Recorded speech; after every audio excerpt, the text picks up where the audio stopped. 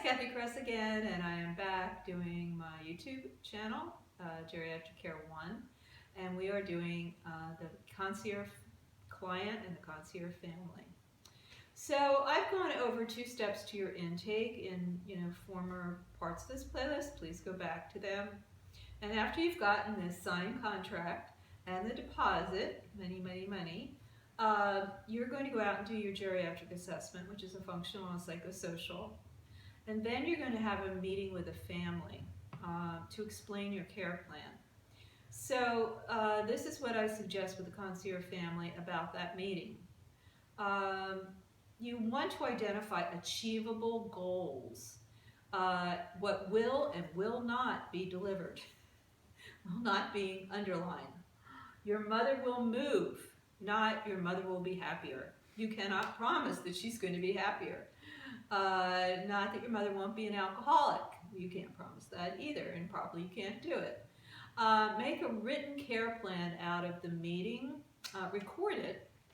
Absolutely record it. And have them walk away with a list of what you're going to do, doable goals, not make your mother happier, and what they're going to do, because the adult families, you're going to have to involve them in the care plan somehow. I know they probably don't want to be a part of that, or they may be wanting to be overly a part of it. There are a lot of care providers that get involved because mom didn't love them enough, and so they overcompensate by promising mom all these things she can't have, or sabotaging what you do. So a written list of what the care provider, and a caregiver is a care provider even if they're 3,000 miles away. They're worrying, they're flying, stuff like that. So during the meeting, no countertransference. And what does that mean? You could answer that question yourself if you're a good GCM. Don't react, because they will devalue you. This is a way that concierge individuals have of sort of treating everybody, and not everybody, but look at Donald Trump. I'm sorry, he's been on this a lot, but who hasn't he devalued?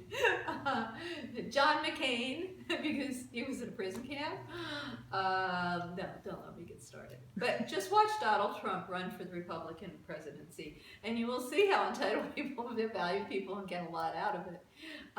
Don't let them do that to you. I mean, they're going to do it anyway, but don't react. John McCain didn't react in the media when that happened to him. Hillary Clinton, oh Lord, the HP lady, I'm blocking.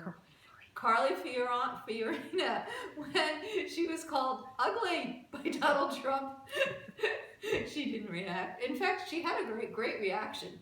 Great reaction. I can't remember what it was, but I thought it was far out. So, don't react. Just think of Donald Trump. And one of the ways that concierge families will do this is that, what do you mean? I could have done this in 2 minutes. You're telling me you're billing me for 2 hours for that? Descriptive billing. Decide, again, what you'll do and the family will do. And what do you need to take all of this up? I mean, what do you need to run against Donald Trump? Okay, years of experience with clinically difficult clients. You really need a core experience in working with clinically disabled individuals. It might be your family. Some people are very good at this because of their family. But, hopefully you've gotten some education in this. And that would be a family therapy background, because you're always dealing, who are you dealing with? It's Donald Trump and his family, Ivana, and she probably is a very nice woman, and his son, but, they're all good. Ivanka, Ivanka's the daughter, Ivana's the wife. They'll all be in there. I think there's 3 wives too. Would you want to deal with all of them? Well, you were going to.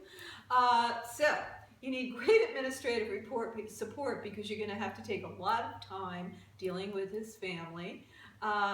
You have to handle ambivalence, and that's, I love you, I hate you. I love you, I hate you. And most of the children, adult children or children in these families, have that feeling about their parent, because they haven't been parented well. Like I said in some other video, it was very expensive rickety nest. made out of velvet, but it was still like, oh Oh my goodness, falling through the tree. You have to be comfortable with conflicts because conflict really happens all the time. And no jealousy. Just because Warren Buffett is your client and, he, has so much money coming in, even though he seems like a nice guy. Look what he said about his secretary. I like him. But you have a small salary being his secretary, and he's Warren Buffett. No jealousy here, because that's your job. You're dealing with the rich and famous, and their problems. And no ego. If you have Kirk Douglas, and I'm using people that you could possibly have, the people in Hollywood, Kirk Douglas could be your client, but you can't have your ego fit by that. I know people that have had Nancy Reagan as a client. She's just another individual, and if you are just starstruck about it, you're going to do a terrible job. So I should have used Nancy Reagan. And I have to give her credit. She really got back the Alzheimer's Association, so I didn't used to like her, but now I like her a lot. And on that note, you can see I'm very opinionated.